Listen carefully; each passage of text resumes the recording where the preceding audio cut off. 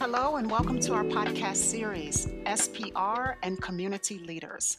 I'm Dr. Shawn Richmond, founder and operator of several small businesses in the DMV area, one of them being Goshen Publishers. And as such, I cross paths with many other leaders. I've launched this podcast series to highlight persons who have tremendous positive influence in our communities. The purpose is to share ideas, resources, and tools for positive and empowered living. And today's episode actually has dual purposes. We have a dynamic community leader, and she is becoming a new Goshen Publishers author. Today's guest is Samora Charles of Arlington, Virginia. Welcome, Samora. Could you tell us a little about yourself? Hi, thank you so much for having me, Dr. Richmond. I am Samora, as you stated.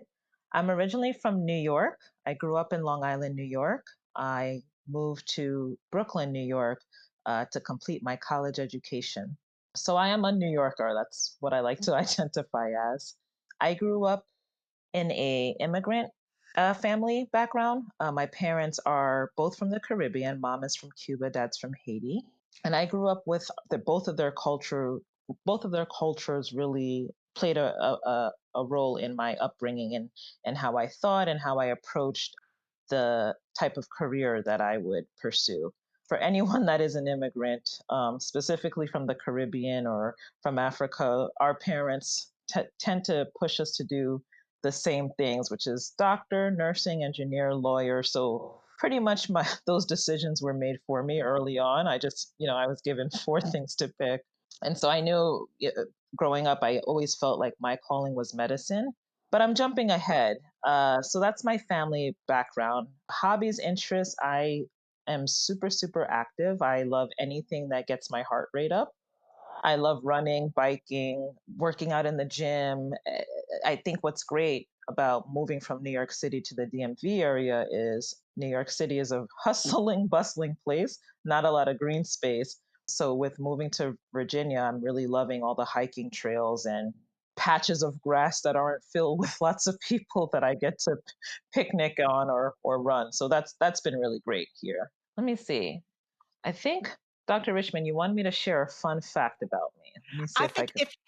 if you don't mind some more, maybe, but before we get into the serious talk, like for folks who are just getting to know you, and we're going to talk a little bit about why that is, but actually, I think your immigrant background is it's not a fun fact, but I think it's interesting. Being from Cuba and Haiti, I think that's fascinating. A transplant from New York to DC, I think that's fascinating. But is there any other fun fact you could share? Well, I am a physician assistant who has kind of like an interesting story into how I got into that field. Like I said, I knew I wanted to go into medicine, but in my mind as a young child, all I knew was doctor from growing up watching Doogie Howser and Rescue 911. And I don't remember what else was on there, but I ran around the house with my little play school stethoscope trying to heal my dolls and anyone that would let me. Oh, oh. um, so I'd say that's an interesting fact about me, just kind of the story that took me there, and is actually what led me to decide to write a book, and hopefully a little bit more than just this first book, um, about my journey to medicine, but more specifically to the physician assistant profession. Awesome. Awesome. That's why you're here today. I think it's a fascinating story. And I think not just sharing the story because it's of interest, to me, that it's just a great story, but I'm thinking actually, Samora, that there are lots of other people who will benefit from hearing it. So if you don't mind, could you explain to us, first of all, what the physician assistant career field is? And then if you don't mind telling us how you came to be in that field, I think that'll be fantastic. So, a physician assistant is considered an advanced practice provider. The old term was mid level provider, and the authorities that be are trying to do away with that title. But as an advanced practice provider, we are in the same category as nurse practitioners, NPs. And what the Profession came on about, actually, it's not that old of a profession. It started in the 60s. There was a huge shortage of primary care doctors in the United States and not enough doctors to treat the patients that needed primary care. So the founder of the profession, a doctor by the name of Dr. Eugene Stead, decided that, I guess when he was growing up during World War II, there was doctors were quickly trained to go and meet the demands of all the wounded soldiers. So I'm not really sure how he came to come up with that idea of, hey, they did that. There was kind of like a fast track training for physicians. And so he took that idea and applied it to this new profession that he wanted to create to kind of help meet the needs of the sick in the States. The first PA program started at Duke University in 1965, I believe. And from then on, Duke University, as well as other programs, started popping up all across the United States. And physician assistants today have now branched out into almost all the specialties of medicine. Our job is to kind of just help meet the gaps in healthcare in a nutshell. The anyone can look up, but the United States just doesn't have enough physicians to care for their sick. I think I read somewhere. Now, don't quote me on the age demographics, but I believe we have a huge problem with baby boomers. I know there's a huge surge of whatever class generation that is. They're all elderly now and in need of care, and we don't have physicians for that. So enter the PA and enter the NP. So kind of we're able to help meet that gap. Now, in spite of what the name says, physician assistants, we are not assistants to physicians. I know it's a little bit confusing. Ah, okay. Yes. So Okay. back in the 60s, Dr. Stead had that idea. A PA would work side by side or in very close approximation to a physician. However, as the years go on and our training gets better and better, physician assistants and NPs, I'll shout them out as well, practice very autonomously. So what that means is we are very independent. We see all our own patients. We write prescriptions, order labs. I'm a surgical PA. So yes, by the very nature that I'm not a surgeon. I didn't specialize in a specific type of surgery. So in the operating room, I work side by side with the surgeon. And I say side by side lightly, but I can explain that later. But when I'm on the floor seeing my surgical patients, that's all done by me. And if the surgeon needs to know anything about their patients, of course. So we work in a collaborative state, more as a here's my superior that I have to respond to before I do any sort of thing. Our training, we're trained as generalists, which means we don't have to specialize, but because we have knowledge of every facet of medicine, that allows us to branch out more easily. Whereas doctors go to medical school and then they specialize. We also do medical school, but we don't specialize. So hopefully that explains it. Okay, almost. I think I got it. So I'm going to try and rephrase what I think I heard you say. And then if I didn't get it, you can clarify for me, right? So as a physician assistant, and it's singular, physician assistant, not as the term applies, you're not an assistant to the physician. You collaborate with the physician. So, as a physician assistant now in general surgery, that's your current career field, you work side by side with those who perform surgery and you care for those surgical patients. So, that's the collaboration. And because you don't specialize, then I imagine you could be reassigned to other areas because I would think in a surgical area there would have been specialization. No? No. So that's the beauty of the PA profession and why more and more people are considering not going the med school route. For example, I'm someone when I thought I was going to go to medical school. And when I say medical school, I mean to become an MD all through college. But when I thought about medical school and what kind of doctor I would want to be, I had like 4 or 5 ideas in my head.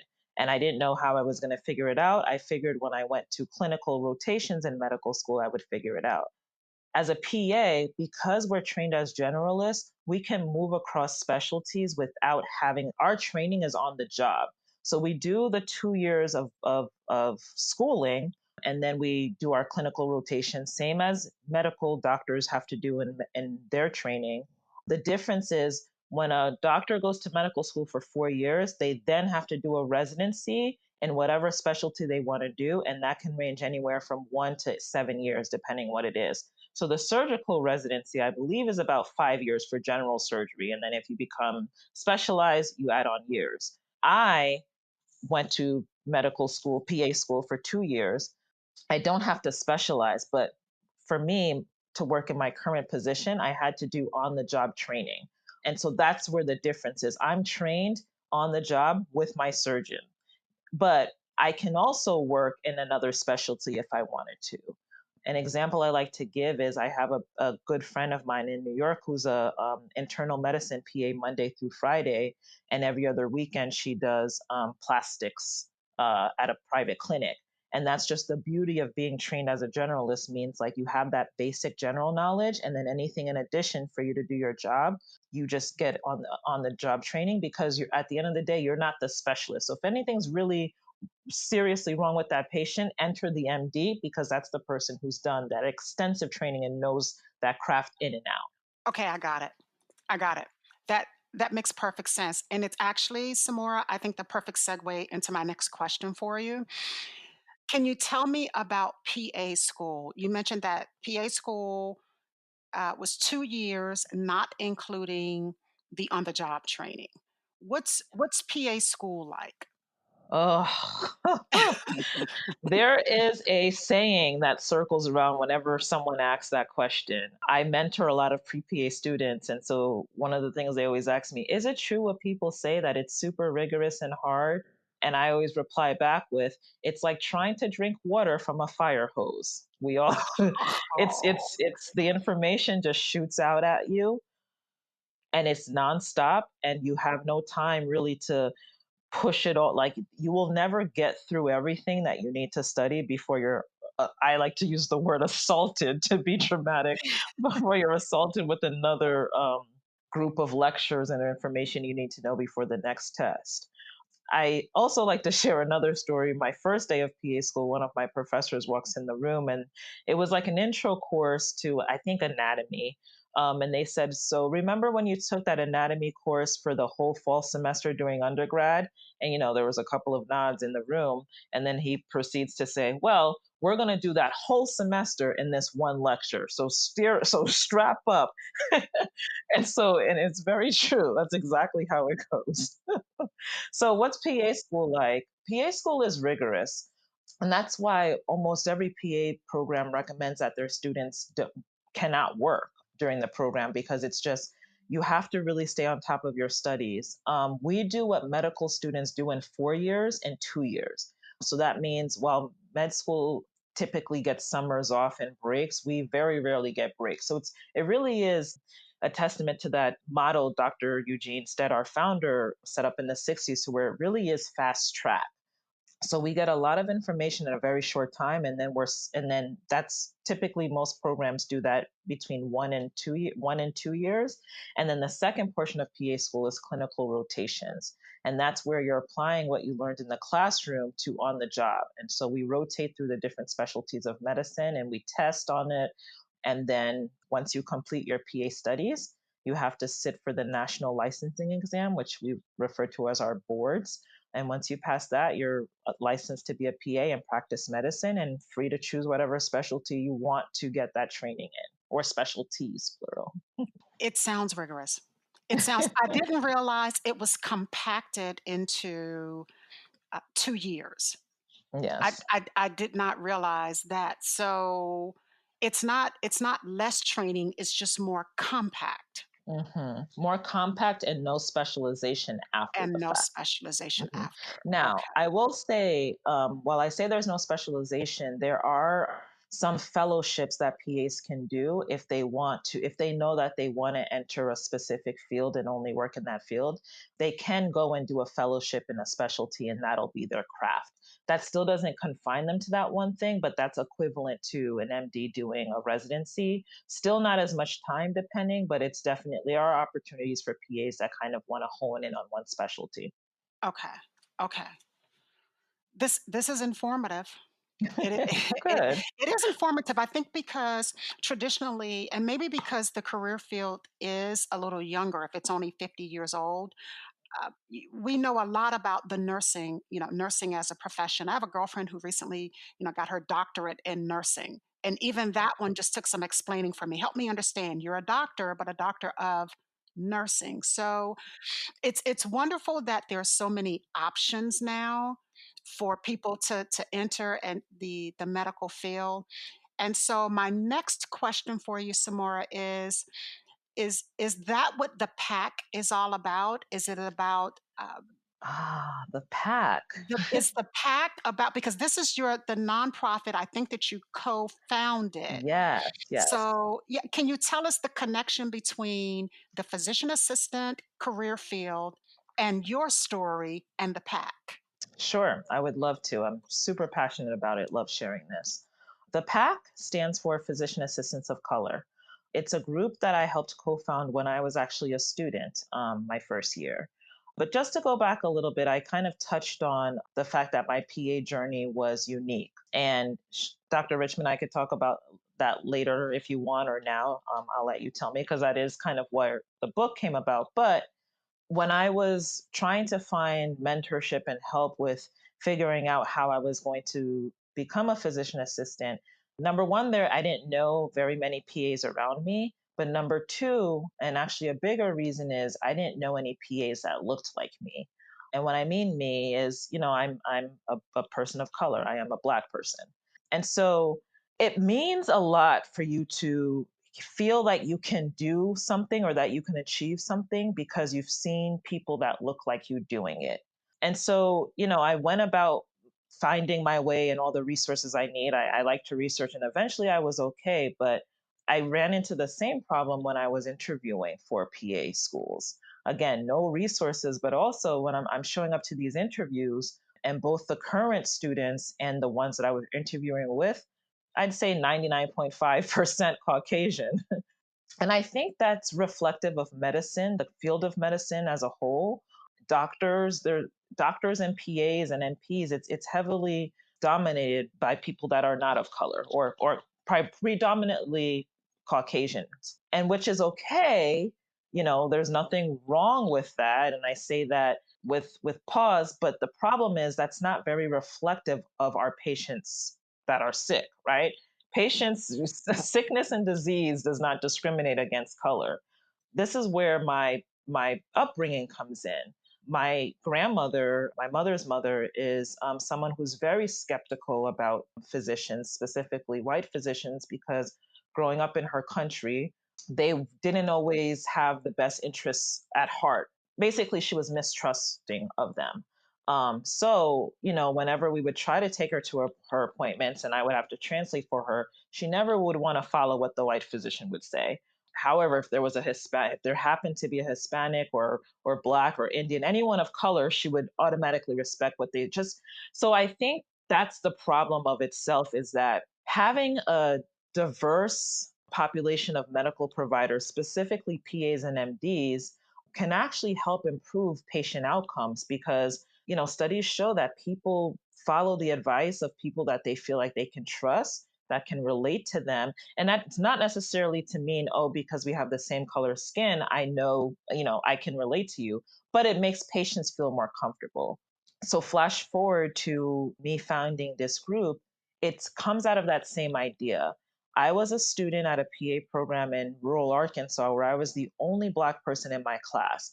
And while I was okay, I can make friends with anyone, it was weird for me because I had no one in my class, but also the town itself.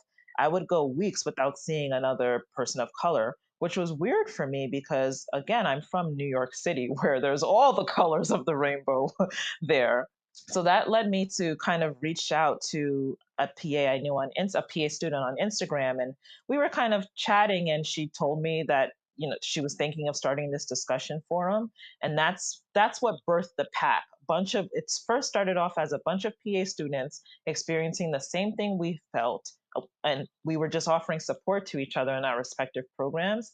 And now it's kind of grown to an organization to where we mentor pre PAs, and those are the undergraduate students looking to apply to PA school, PA students and offer networking for certified PAs because they also feel that in their workplace. So that's what the pack was based on, just my own experiences and really wanting to help guide, mentor, and support those interested in the field so that we can help get some more color into it. Wow. This is fascinating.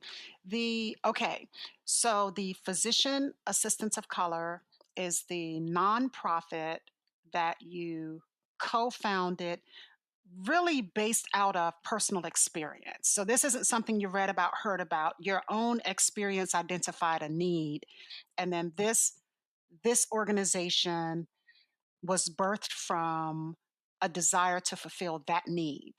Absolutely. Yep. If I say I care about patients and I care about medicine, this is also a way for me to make sure that patients near and far, I do my part to impact their care and impact the care of patients. It's a need, and for many barriers, the profession is very short staffed, so to speak, in training providers of color. So Okay. So if I'm tracking, the pack addresses the need from really from the patient perspective. That's the need you sought to fill. But your book isn't necessarily geared toward the patient, right?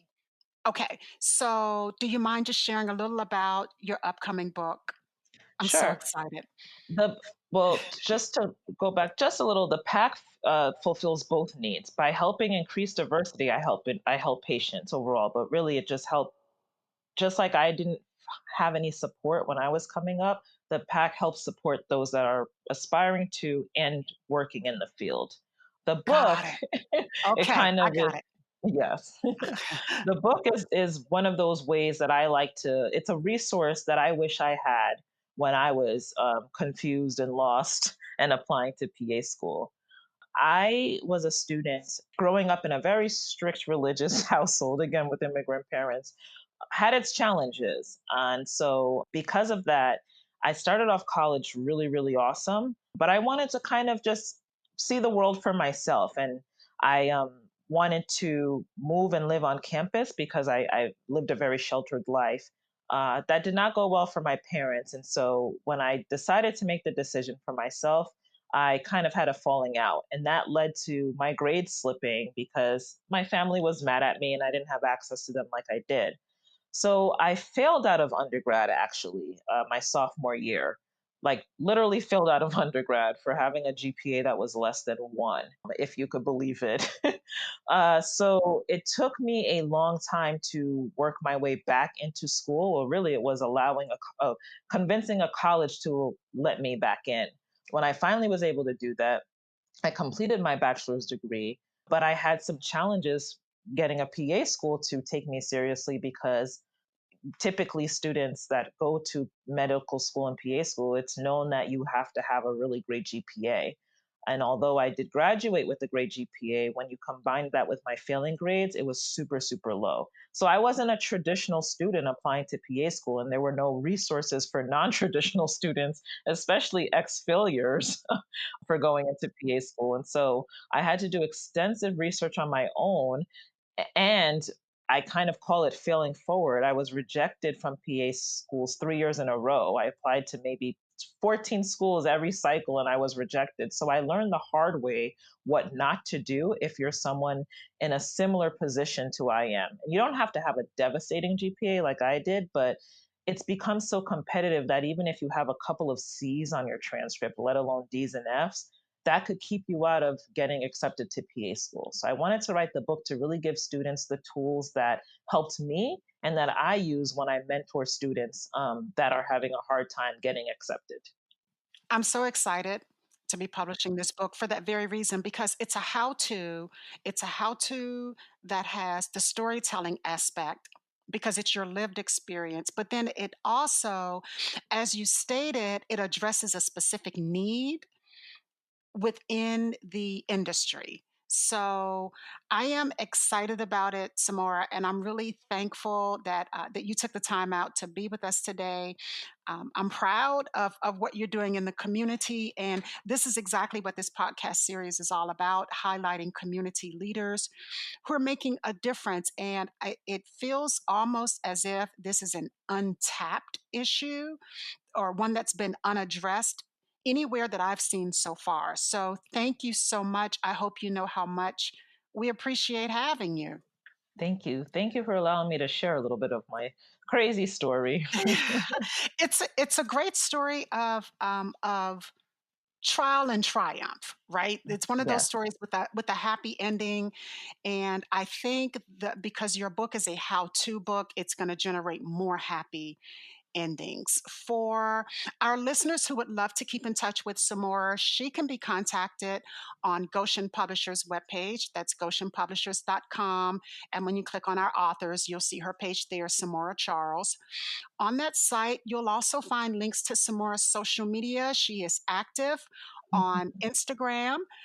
You will have links to her podcast that will be available on Apple, Spotify, and YouTube. And in just a couple of short months, we're going to come back to let you know the specific date. You'll be able to order Samora's new book for a how to for physician assistant school applications. Thank you so much for listening. If you know of a community leader, such as Samora, who should be highlighted on our podcast, message me on my website, drshawnrichmond.com. And in the meantime, let's strive to fill our communities with peace, with purpose, and with power. We'll see you next time on SPR and Community Leaders. Thank you.